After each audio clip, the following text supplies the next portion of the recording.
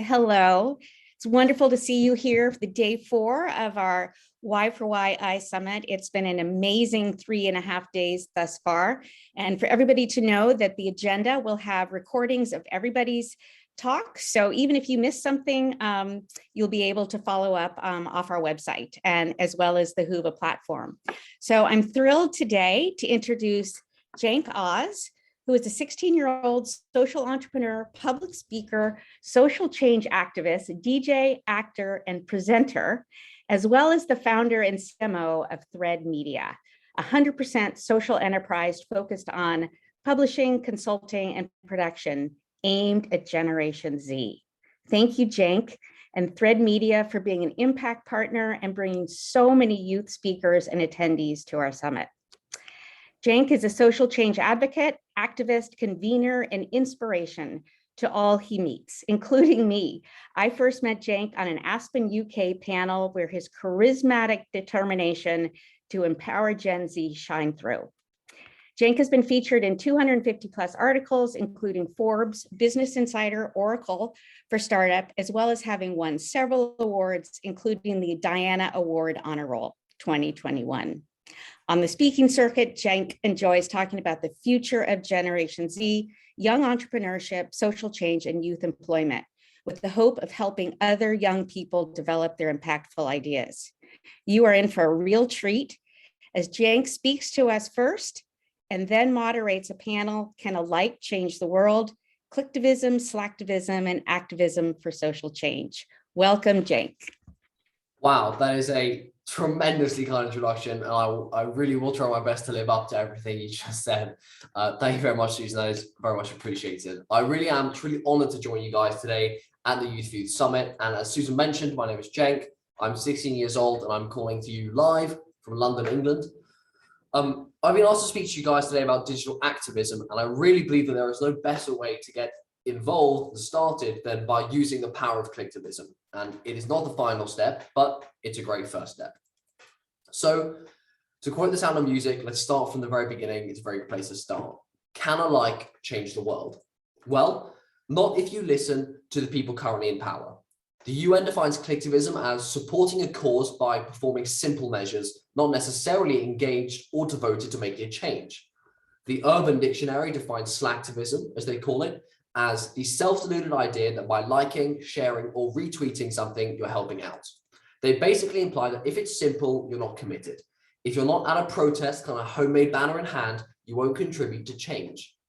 But beyond this limited definition of Clictivism, what does it actually mean?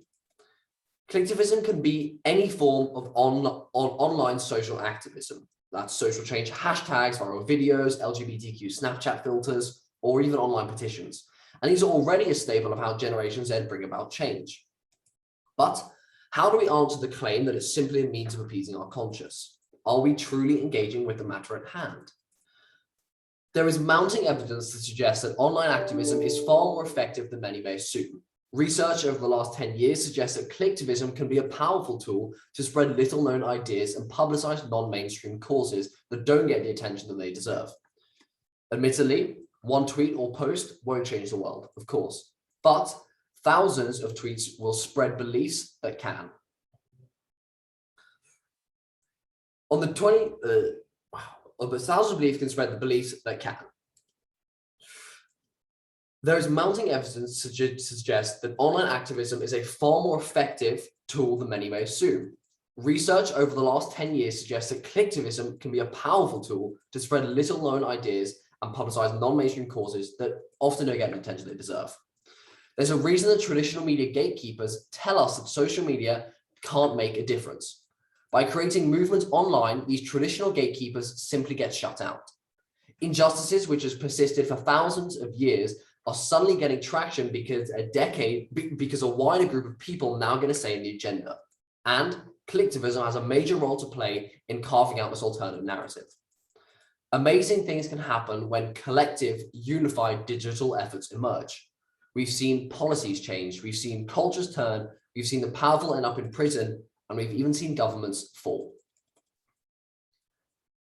Perhaps the most obvious question to ask is, how has the internet become the platform for mediating change at scale? Like any situation, it's a good idea to look at both sides. A year-long pandemic has taught us to live online, so it's unsurprising that social media campaigns were the spark for street protests and rallies in the summer of 2020. On the 25th of May last year, the murder of George Floyd incited local protests, and just 3 nights later, the whole world's feed streamed live pictures of protesters burning down Minneapolis's 3rd Police Precinct. These local uprisings reached millions who then shared in the pain. Then in June, protests expanded at unprecedented speed and scale, growing nationally, then internationally, leaving a series of now iconic images and videos in their wake. Major historical events are often linked to the technology of the day. Television footage from Selma changed attitudes around the world, radio united countries in World War I, and even the printing press sparked riots. What we're witnessing now feels like an exceptionally online moment of social unrest. Critics argue that Clictivism doesn't lead to actual change, and that it oversimplifies complex global problems. Sharing a link or signing a petition is simple, but it's simply too easy to disengage from the cause just 10 seconds later. And yet, the street protests grew together with a global viral trend of Black Lives Matter activism online. We saw phone footage of toppling statues, screenshots of bail fund donations, and protest guides flooding Twitter and Instagram. The momentum has carried well into this year, answering the question if online movements can last. And still we hear the voice asking whether social media has changed activism for the better. We all know someone, and you may be one of these people, that dismisses online activism. I personally have been told that it's ineffective, a waste of time. I've been offered better ways to be an activist without using social media. I've even met people who believe displaying support for certain causes is just a way of growing your personal brand. So let's start by looking back. Before the internet, movements were far slower to grow. It took a year of organization to make the 13-month-long Montgomery bus boycott a reality, beginning with Rosa Parks' famous act of resistance. The civil rights movement took a decade of protests and activism to be big enough to attempt to march on Washington. Back then, it was difficult to recruit and retain passionate people, so this meant only the largest and best supported movements could thrive. Today's world of digital activism is broad-reaching and immediate compared to traditional methods of activism. What's astonishing is how many movements have been able to flourish. Saudi women fought for their right to drive cars on social media. Young people took a stand on global period poverty and had taxes removed. Native American communities exerted political pressure through cultural websites. Nowadays, digital spaces like Instagram, Snapchat, and TikTok are being used to develop our civic identities, so to express our political views in creative ways. The key difference between Generation Z's civic engagement and older traditional forms is an easy entry point. Today, anyone can make super scalable content. We are able to adopt an approach to civic engagement that blends both digital and real-life actions, and we think of it as our digital citizenship. Fundamentally different from the traditional media of television, newspapers, and films, social media allows us what is called participatory culture. So in other words, it allows us to choose what we engage with and shape our own ideas based on our experiences. We become the creators of what's important rather than any one editor or company. And now that is a big shift. These symbolic digital participatory acts can be thought of as movements of claiming our voice. Though on the surface, acts of voice may seem trivial and even disconnected, these acts are the foundation of our digital civic engagement.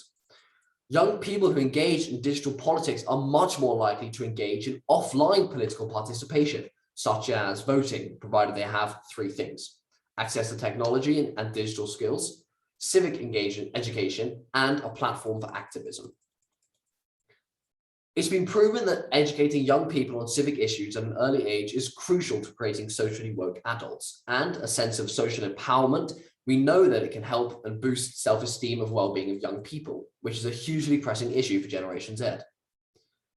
For many movements, one of the most important shifts has been from in-person activism to online action. Digital venues now offer new opportunities for growth. For example, in Hong Kong, activists have resorted to using the popular online multiplayer game Animal Crossing to spread pro-democratic beliefs. We also witness new forms of collective action organized online, such as the flash mobs like the #ClipForCarers here in the UK, or even anti-government protests in Tunisia, Egypt, and Ecuador were all in part organized and promoted by Facebook. Here's a fact that might surprise you. In recent years, young people's participation in traditional measures of civic engagement, such as voting or joining political parties, has been steadily declining overall in Western democracies. Here's another fact that might surprise you. Generation Z say that their investment in digital networking, protests, and volunteering are actually all through the roof. In other words, Clictivism is likely the catalyst for rising political action. Now, with all of that out of the way, what are the benefits of Clictivism? There are some obvious ones: scale, speed, efficiency, and the ability to reach across borders to raise awareness for funds.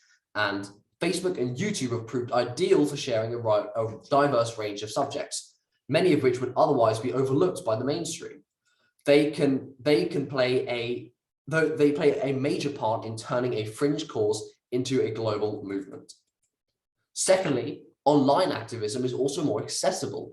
Those with disabilities were historically excluded from physical protests. Those in rural areas also rarely made their voices heard on national issues. Online, they can all have an equal voice. There is no other medium that allows for this sense of community.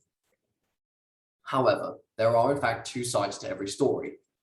Online movements can burn out faster than campaigns that spend months or even years forging in-person connections, and there is rarely a well-oiled, permanent organization to follow up on protesters' demands. Some people even argue that the digital playing field is tilted towards dictators and disadvantages movements in several important ways. Many tightly control their country's internet service providers, and this allows them to more easily monitor, censor, and selectively prevent activists from getting and maintaining internet access. Regimes can also flood the online spaces with government propaganda, as they did in Serbia and Honduras in direct response to anti-governmental protests. Going forward, really effective protests will require not just the right of people to gather, but accessible public spaces in which gathering is possible. Protesters in countries such as China, Russia, and Turkey have been arrested by the thousands and their right of assembly removed. In an answer to a blanket ban on protests in Spain back in 2015, activists resorted to protest via hologram. 18,000 people sent in holograms of themselves protesting, which were projected in front of Congress on a loop for several hours. Sadly, the phenomenon of shrinking civic spaces appears to continue, and digital replicas are an addition, not a substitution, pardon. Despite all of these hurdles, many notable activist causes of the past decade are still recognized by their online presence. In 2010, a huge earthquake hit Haiti. The Red Cross were able to garner 2.2 million tweets and raise $20 million in a single week. At one point, they were receiving 10,000 texts a second, and it went on to raise $500 million in total. And who can forget when 1 out of every 6 Brits participated in the Ice Bucket Challenge, raising $220 million for ALS research. And we haven't even discussed the Me Too movement, which, yet amongst everything else, connected 3,600 people with lawyers and raised $24 million to support their efforts on the back of 20 million tweets. And finally, my favorite 14-year-old campaigner, Lucy Gavanaugh. Her petition asked Tesco's to stop selling eggs from caged hens, which at the time made up 43% of the eggs they sold each year. With many signatures and shares on social media, Tesco announced that they would phase out eggs from caged hens completely by 2025. Some of the most successful movements use online activity to rally support and then combine this with the legwork on the ground. Not just talking the talk, but also walking the walk. The 2019 climate strike movement is an incredibly successful example of this combination of online and offline activism. Rallying behind Greta Thunberg and Fridays for Future, tens of millions of citizens all over the world mobilized to address the climate crisis and support environmental activism. But is there any correlation between likes, donations, and volunteering? Studies have shown that given the easy and efficient nature of collectivism, it does increase the desire for performing other more difficult behaviors, including money donations or volunteering. Studies have shown that young people who engage strongly in politics online also do so in their offline lives. So sharing and retweeting politics on social media does in fact correlate with attending political meetings, donating to campaigns, voting, and other forms of civic engagement. But at the end of the day, is limited action not always better than no action at all? Well, a Greenpeace activist once said that dismissing weak ties because they weren't strong would be about as stupid as turning down a kid wanting to empty his piggy bank to donate because we needed more money than he can give. It would be insulting and frankly counterproductive. So, what do I think the future of Clictivism looks like? Well, I feel like there is a lot of room for gamification style features, competitive reward-based systems, and a more overt acknowledgement when sharing positive social change across social media. We all love a bit of praise after all. We know that it takes a minimum of 7 exposures to something to produce action. Therefore, we may need more incentives to share social change at a higher frequency than ever before as a way to build and broaden awareness.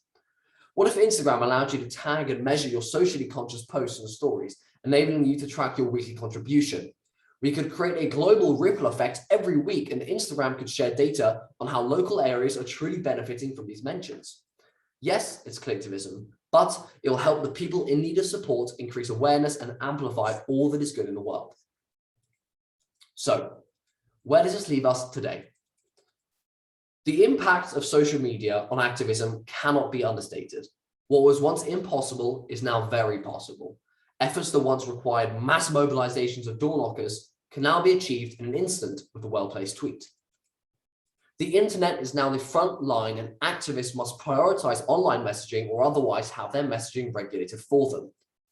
You've all heard the saying, the pen is mightier than the sword. Well, the power of the click has now joined the fight. Online actions can change a country's policies, drag criminals to court, and bring a sea of people out onto the streets in a matter of hours. The key is doing it together. Social media is now the most powerful tool of communication, and its users are helping activists to build communities, raise awareness, and mobilize. It helps activists to both act and to react. And criticism of social media activism comes largely from those who haven't found their voice online, and those who are seeing their megaphone taken away by the new voices in the conversation. It's a classic case of the generation gap. They don't understand that our words, our data, our clicks help connect us all with those in power. And this is exactly how democracy works. We know that today's activists won't be satisfied with mere digital activism. If we're to achieve a lasting impact through our efforts, then this generation must pass the admittedly sometimes unfocused energy of digital media and combine it with the long-standing principles for building and sustaining social campaigns. But it's difficult to argue that being online hasn't had an impact on the number of people willing to show up for a cause. As someone 15 years younger than the internet, its universal influence has directly shaped the way that I and others born into the online generation engage with social change. For some like me, it makes activism without the ability to connect using social media completely unimaginable. Use your media to grow awareness, use your voice to bring attention, use your privilege to drive purpose, and use your limited time on this planet to create positive social change at scale by harnessing the power of Clictivism.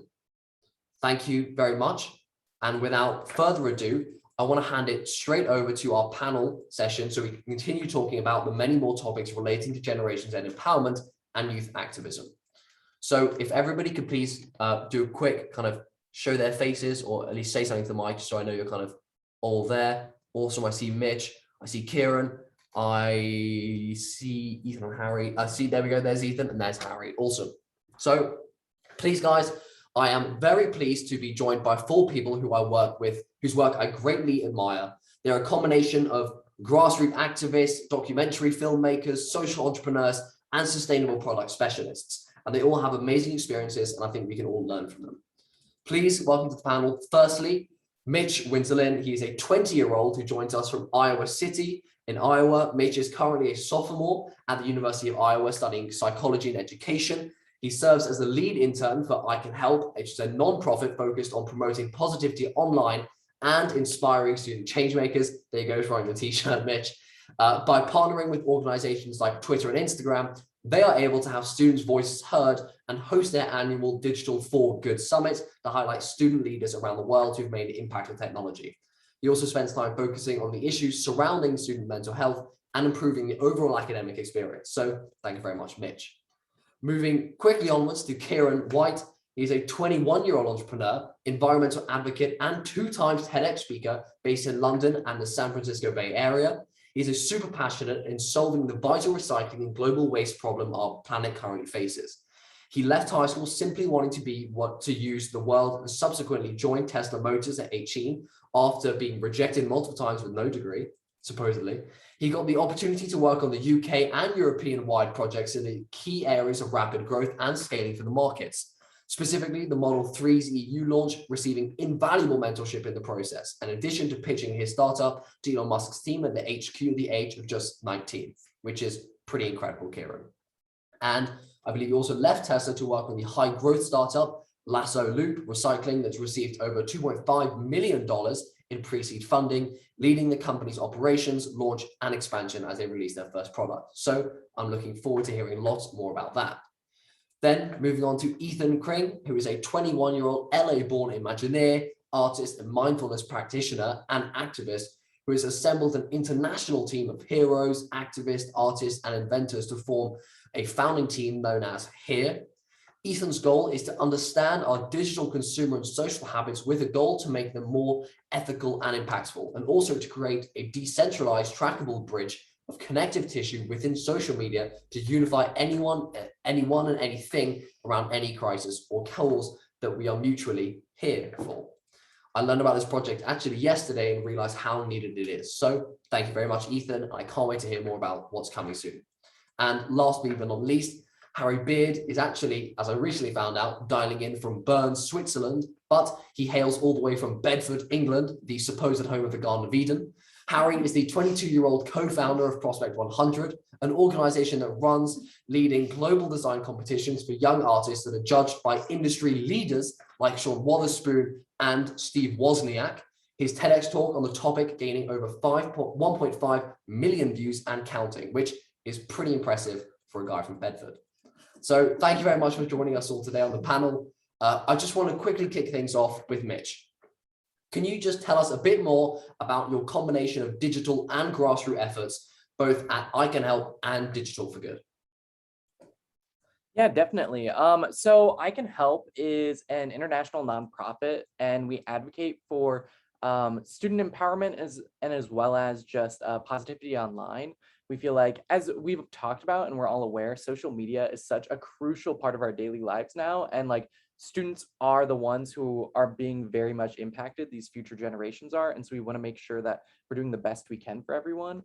With our organization, I Can Help, we have been able to start like different club systems all around the country where people are able to talk about different topics online and really get that rolling. We've also had a curriculum started for different schools to be able to purchase those and be able to use them in their own schools for like digital awareness classes. And we've also partnered with Twitter and Instagram and really just tried getting our voices heard to these big organizations. And it's really nice because they're really wanting to hear from us because we're the ones experiencing it. On top of that, with Digital for Good, so that's our annual conference that we do where we highlight a bunch of students all around the globe. This past year in particular, we were able to have specifics like the Not Okay app, which was started by a brother and sister duo, and they actually created an app where it will alert your emergency contacts if you're in distress or in a very bad situation. We've also had the Ability app, which was started by someone to be able to help show which areas in your area have proper like elevators and whatnot for accessibility purposes. And there's a whole assortment of things. It's just truly amazing to be able to see all these spectacular just projects and whatnot come to life, and we're able to honor those at our annual conference. We try to partner with one of those big organizations I mentioned earlier and really just try to get tons of students to show up, and we're just really excited to be able to continue that. But that's kind of the main big parts of I Can Help and Digital for Good. Awesome. Thank you so much, Mitch. And it's amazing work on the ground, getting people to take action and move the impact dial in the right direction. So really creating change at scale from the ground up. So thank you. Next, I want to love to hear from Kieran. Do you mind telling us a bit about your journey to date, bringing a sustainably minded product like Lasso Loop's appliance to the market? I'm sure there's been lots of challenges there. So if you could talk to us about that, that would be really appreciated. Yeah, absolutely. And Jenk, your talk was pretty awesome. So that was really cool to hear as well. That's very kind. That's very kind. Thank you.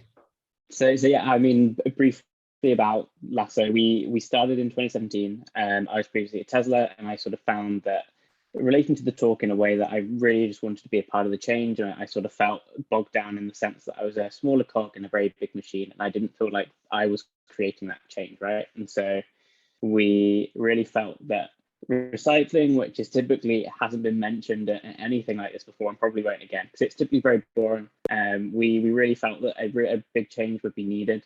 And I mean, to start off, we really, to be honest with you, couldn't get any funding for it, purely because people would not fund projects like this, especially in 2017. It's changed a bit now, but projects that are sustainable and are for good. So we had to turn to crowdfunding and linking with the Clictivism approach. We found success, but it's only from building community and relying on people just like us, and we've actually been able to try and build some good. So more or less what we're doing is we're building an appliance for the home. All you do is put your recyclables in the machine. It's then cleaned, processed, and stored each separately, and then it leaves with completely decentralized and circular economy, because we can then sell the products for profit, and you get the benefit of knowing that your products have been recycled, and you then get an income for what's been recycled as well. And so we've, like I say, had to be through this whole cycle of relying on people just like us who are like-minded and really do want to see change for good, because it's a very concrete system that's very old. So we've come up with great struggles in the past, but are finding success, like I say, in building that community and finding people just like you and me who really want to see change for good.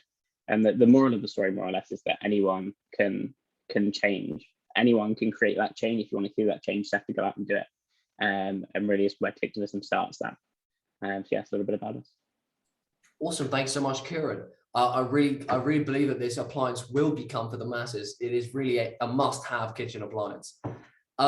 Thirdly, next, I really want to hear about your groundbreaking documentary, Ethan.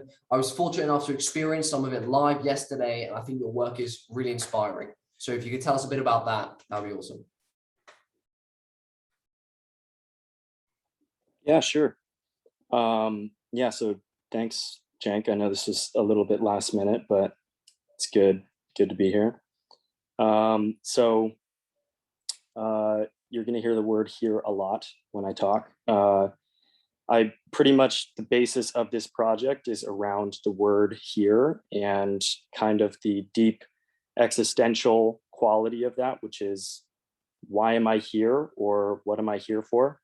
And then kind of the very grounding quality of it, which is just, I am here, whether I like it or not. So what am I going to do about it? And you know what here kind of looks like right now is almost 8 billion people and one planet, and on it there's a lot of good and there's a lot of bad. There's beauty and love and kindness, but there's also fear and hatred and suffering. Through this process of this documentary, you know, it's very evident that the world is much more complex and nuanced than just good and bad stuff. And you know, for a multitude of reasons, it's in 2021, it's getting hard to be here, and to be here with all of it. So you know, if there is going to be a solution to a multitude of interconnected problems and crises and causes, it starts with, you know, asking some questions, and one of that is, what am I here for? But you know, it seems almost kismet that this topic went into Clictivism, because that's what this discussion or this project is a lot about. You know, social media essentially is a global platform, and everyone has a global voice. But what I'm looking at more keenly is it doesn't necessarily give us a global language or toolkit to talk about the things that are or the crises or causes that are personal to us that we would consider ourselves to be here for. And so, you know, in looking at the digital infrastructure of social media, there's only two keystrokes. There's the hashtag and the @sign. You know, whatever cause you care about, whether it's a climate crisis or if you're part of the BLM movement, you're riding on the railways of Jack Dorsey and Mark Zuckerberg. So it's hard to share the values with a platform that doesn't necessarily share your values. So with here, the question kind of became, why isn't there a keyboard symbol, or for that matter, any sort of digital symbol that allowed me or anyone to talk about the things that they care about most deeply and to raise mutual aid or supplies towards the causes and crises that they care about most. More tangibly, what that looks like in the documentary is we're essentially going to 10 cities around the world, and we're gathering a ecosystem of content creators and designers, artists, brands, anyone, and asking them the question, what are you here for? And then creating a ecosystem of people that can collaborate under what they're here for and create action towards that. So I'll cap it off soon because I know we're just doing the intros, but the last piece I'll say is where that all ties in tangibly is for the documentary, the throughway of it all is a keystroke called the Herefor sign, and it's the less than sign on your keyboard. And how it works is it's Ethan here for UNICEF, or Jenk here for climate crisis. And ideally, throughout this documentary, we will tag everyone and what they're here for, and bring, if there's multiple people here for education, we can compile those people together and have them work effectively under a tag that is maybe proving out the model that is more effective than a hashtag. So that's it. I mean, I completely agree with everything you said. I think the idea of having a kind of the keystroke of like the less than is I think it's an awesome idea. And I think it's like really big kind of things coming your way. And best of luck getting all the footage for the rest of the documentary. And I wish you the most success with that. Lastly, but not leastly, I want to bring it over to Harry Beard. You've come so far with your latest project over the last year. You can get young people from over hundreds of countries to participate in the groundbreaking creative-based competitions that you provide, and much needed opportunities. And I especially like your recent design competition with Kring. So can you tell us a bit about Prospect 100 and how young people can get involved? Yeah, well, cheers, Jenk, for all of the introductions, etc. So Prospect 100, in short, for everyone, is we run leading global design competitions for young creatives. So for those 25 and under, if you're an artist, get involved. And what we do is we work with massive brands, like we did a competition with the Teenage Mutant Ninja Turtles, who, for anyone that's interested, I guess, is obviously owned by a company called Viacom CBS. And as you mentioned, Jenk, the last competition was with a company called Kering, who own, you may not have heard of Kering, but they own brands like Gucci, Balenciaga, Yves Saint Laurent, Bottega Veneta, and Alexander McQueen, etc. So they are one of the 3 or 4 biggest companies in the fashion industry worldwide. And what's really interesting for us is when we work with these different companies, there are so many opportunities to give different, canvases to young creatives, because obviously when you're at school, if you're doing art, you'll always be painting on an easel, or you'll be doing sculpture or printing it. There's only 1 or 2 different canvases, but you never get the opportunity to design the sticker for a new bottle that's actually going to be released in a store that you can then take photos of and have on your social media, and forevermore on your CV, you'll be able to say you did a collaboration with that water bottle brand that will hopefully raise your CV, or you go and make a chessboard, or you make a fridge for Smeg, or you, in our case, release a merchandise collaboration with the Teenage Mutant Ninja Turtles. And so I think what's been super fun competitions that, as you mentioned, young people from all over the world can enter, but then also securing amazing judges. Like, as you mentioned, I think it's so fun with design because anyone can have a perspective on design, whether it's Paul Pogba being a stylish footballer, or it's Steve Wozniak being the co-founder of Apple. And, obviously there's a lot that goes into product design when it comes to Apple. So I think that's a real fun thing for us. But the number one thing, which I've realized, Jenk, particularly over the last year or so, is the fact that actually the quality of the applicants is what blows away the companies. And that's what really is getting us more and more contracts for even bigger and bigger projects. And the next one, you mentioned I'm in Switzerland, and there's a clear reason for that will become obvious in hopefully a few weeks' time. But yeah, I think what's really interesting is that companies are saying, actually, sometimes you can take a punt on a young person, because obviously in previous times you really would judge people. And I think it's been mentioned a few times before, like Kieran with his job at Tesla, not having a degree. And what's really interesting now is that anyone can enter our competition. It's free of charge, and anyone can then in theory win. And so you could be someone who doesn't have a degree. You could be too young to go to university, or maybe you decided not to go to university, or maybe you are at university, but literally anyone can enter and anyone has a chance to win, no matter whether you have an education background, whether you've got an amazing portfolio, whether you've got an Instagram following. No one cares. All you're being judged by on a rather meritocratic basis is your work. And I think that hopefully we can do more and more to, and I know, Jenk, you also work with organizations that help with this as well, but hopefully we can do more and more to ensure that young people get the best career opportunities possible, regardless of their Instagram following, their educational background, where they live, who their parents they know, etc. It can be more based on, or even who the young person themselves knows. It can be more based on the quality. And I think that's something that's pretty cool with what we're doing.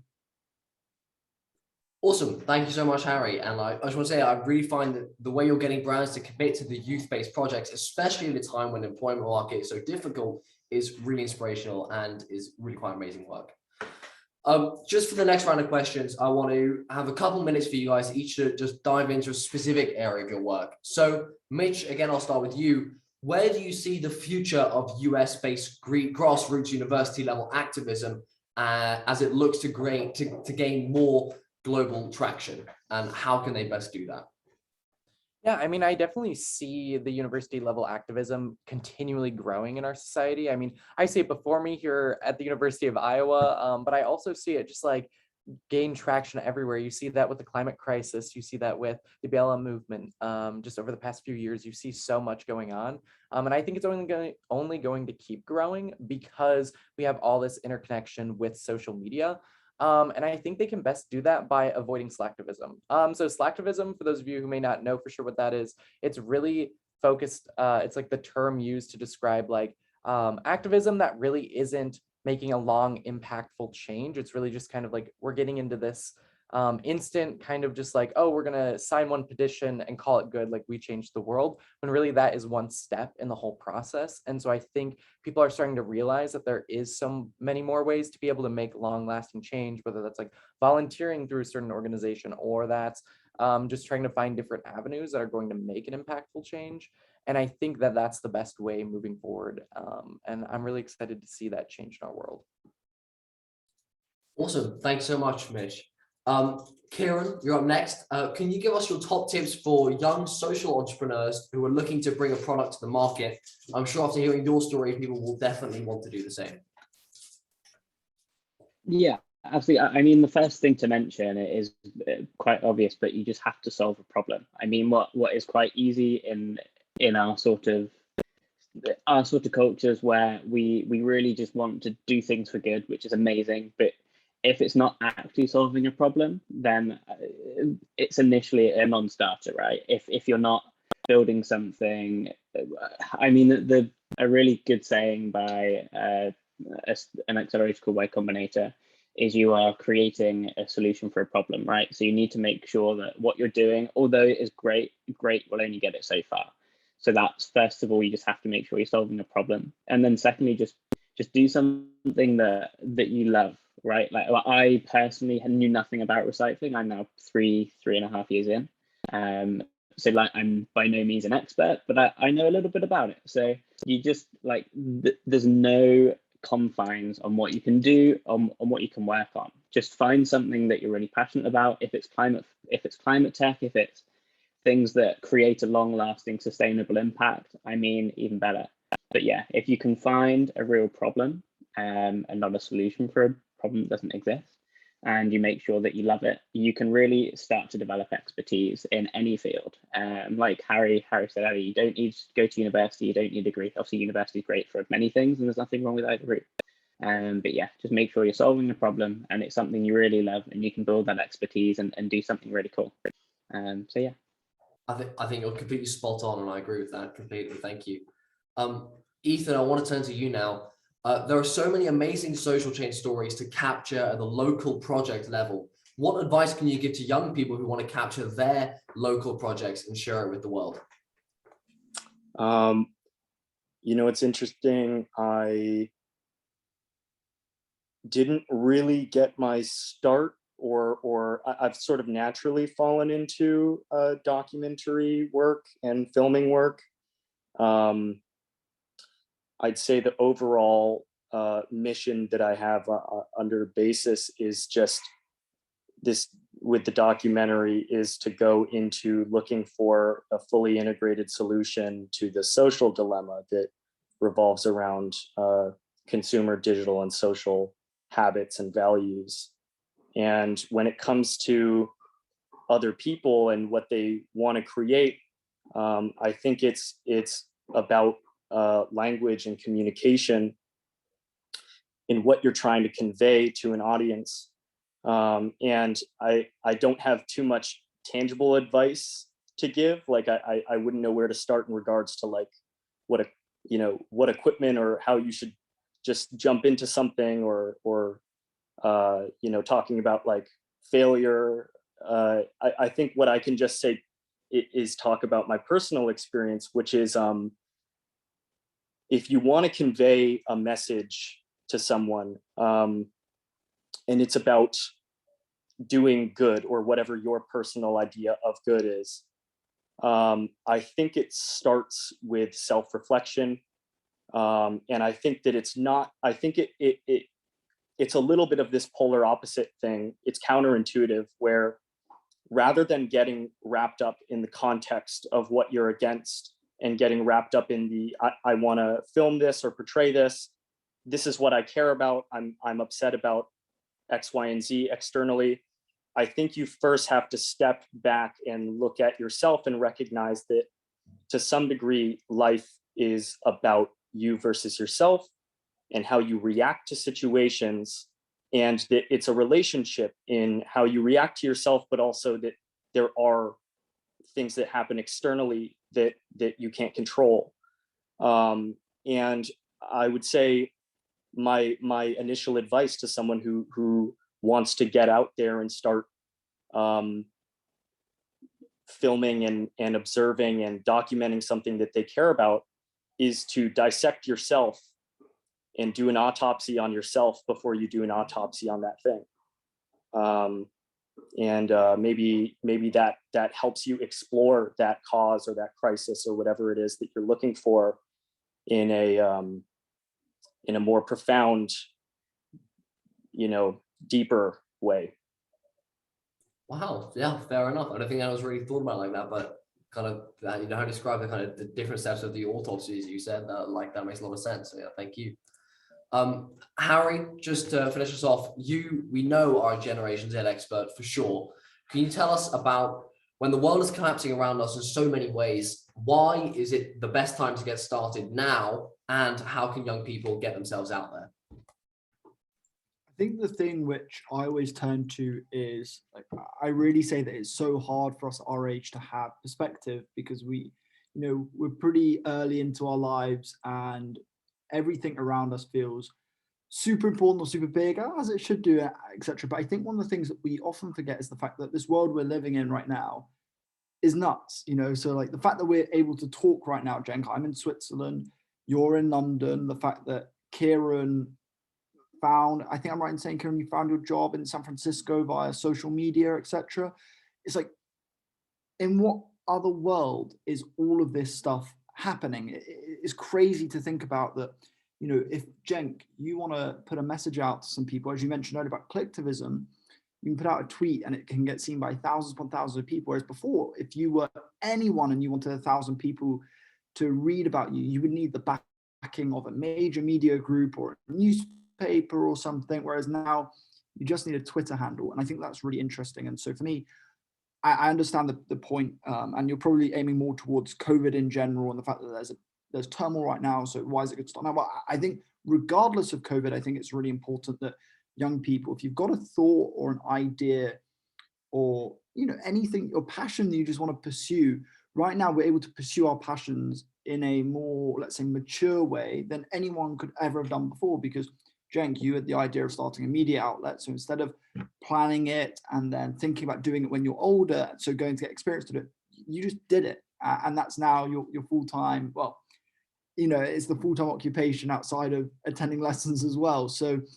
I think that's a really inspiring thing for anyone. So, and I would just say to young people, I think the key thing, and I spoke to some students at school recently about this, and it was more, even if your ambitions aren't to turn this passion into a full-time career right now, whilst you're 17 or 18 or even younger, like Jenk, I know you started it as soon as you came out of the womb, or some just shortly after. But you know, I think what's really interesting is for young people, if you start something now, that's something that you have on your CV for life. It's something that gives you experiences. So even if your concept for a business or whatever it might be, unfortunately doesn't work out how you hoped it would, you would definitely have learned things like how to invoice, how to outreach, how to write an email properly, which may sound dumb, but it's important. You'd have learned loads about marketing, advertising, you'd have made connections. And so for me, I think if you're a young person, there's never been a better time in history to start whatever it is you're doing, whether you want to become a musician, you now have the chance to put an album on Spotify, whereas previously you could only really busk on a street corner. If you want to start a business, you can use Instagram to start a business for free and reach masses of people around the world. Or as you, Jenk, have already mentioned in quite a lot of detail, if you're a young activist, to reach these kind of numbers of people before, you would need to have been Martin Luther King level in order to talk to people, whereas now you can put a tweet out and be seen by thousands rather easily. So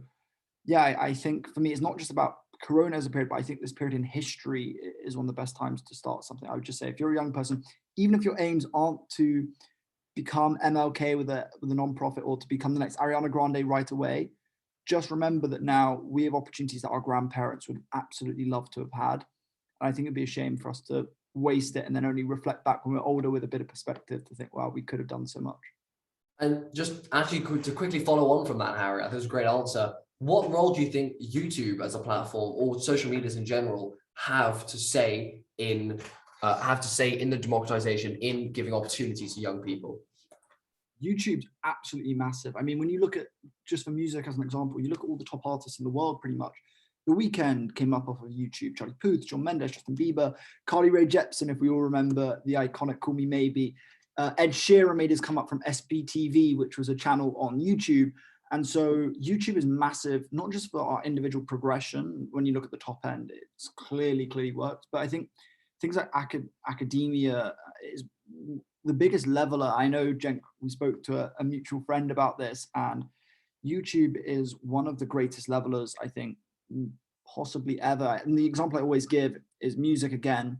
Used to be insanely expensive. You needed private tuition, you need to own an instrument or be able to access an instrument. And if you wanted to get good, you needed more and more and more lessons, maybe at a higher frequency. And again, the price doesn't seem to get any cheaper, unfortunately. But with YouTube, you can now go on and tailor your learning and have unlimited lessons for no cost, which when you look at someone like the Royal College of Music in London, which is a university over here in the UK, it used to have the highest percentage of privately educated students of any university in the world, I believe, at 94% or something. And that number is rapidly dropping. And I wouldn't be surprised if that is in a great part owed to YouTube and its democratization of education. You know what? I'm going to jump in here. We have about 5 minutes to go. Phenomenal. Younger generation, Gen Z. That's a great question, though, because we have a lot of your adult allies, older generations in the audience. And this is really a multi-generation mission and movement to create a healthier, more ethical and inclusive digital world. So love to hear what can we do? What can the older generation do to support these amazing endeavors of Gen Z? Good for you. I'm happy to hand that over to anyone who wants to read. But before that, I just want to add to that, to answer that question. I feel like if I to answer this would almost be preaching to the converted, because my first piece of advice would be to older generations, listen to younger generations, attend things like these youth conferences, and actually just listen to what young people have to say, because often it will be very different to what you think they have to say. So actually, I think the first step is kind of getting ear to ground with young people. And I feel like I'm already singing to the choir here because the older people are doing exactly that. But that would be my first piece of advice. And anyone wants to kind of take it over from there, Mitch, Kieran, Ethan, Harry, anyone, do feel free to go for it. I feel like you handled that pretty well. I couldn't see anything to add there. Pretty much answered the question.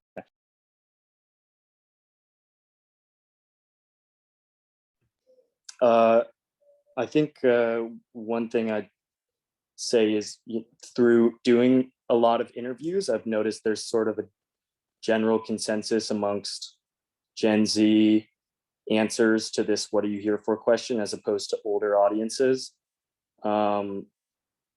One of which that I've noticed is